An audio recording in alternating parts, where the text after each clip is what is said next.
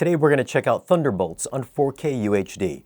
I'm not here to talk about how good or bad this movie is, I'm just going to share some of my thoughts on the audio and video quality. Now let's go over a few tech specs. The movie was shot in 4.6 and 6.5K. It's got a 4K DI. It's rated PG-13. Running time is 127 minutes. Aspect ratio is 239:1, so there are no IMAX shots, which I'm sure will be exclusive to Disney+, and the audio is in Dolby Atmos. Before we take a look at the audio and see how active this mix is, if you don't know what the Dolby Atmos viewer is, you can find a link down below in this video's description that tells you all about it, what it does, and where to get it. You can find a link down below in this video's description that tells you all about it. You can also find a list of all the gear that I use for these 4K reviews down there as well, like my projector, my TV, and the audio setup. Well, being a Disney movie, you will have to raise your volume a few dB more than other movies to get it to play loud enough.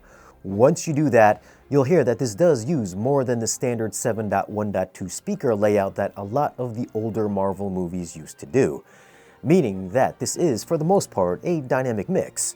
There's not a ton of objects or surround effects flying all over the place, but scenes like this one at 1 hour 45 minutes will bring all of your speakers into action. Well, except for the center surround. That's the only speaker I didn't hear make any noise. My other 17 speakers were good to go. The desert chase, which was in the trailers, is one of the better sounding scenes, with gunshots and bullets zipping by in the lower speakers with solid top channel extension when the cars would get all blown up. The fight with Bob at 1 hour 20 had some good immersion when Bob was tossing the Avengers around the room and him flying through the air. Now there are a bunch of bigger action scenes where only the lower channels are active, so stuff like the hallway shootout at 47 minutes does have gunshots in the different lower channels, but you'll never hear anything happen above you, which in a small confined space you should hear some kind of reverberation or something. The crash landing at 50 minutes should have a ton of effects coming in every direction with all the dirt and debris flying through the air, but everything was relegated to the lower channels. So as far as the overall Atmos immersion, I'd say that the top channels come on maybe about 50% of the time. I didn't think the soundstage was noticeably big and spacious, but then again, most Marvel movie mixes aren't. However, the bass response, especially towards the end, got a little crazy. When the Sentry was using his trauma powers, the bass just hits really hard around 40 and 50 Hz, which can vibrate everything not glued down. There's a strong low-level vibration inside the warehouse towards the start of the movie, and when the incinerator kicks on, my subs went into high gear. It's an incinerator. And of course, the explosions dug down low and the gunshots had ample kick. And the dialogue was always easy to hear.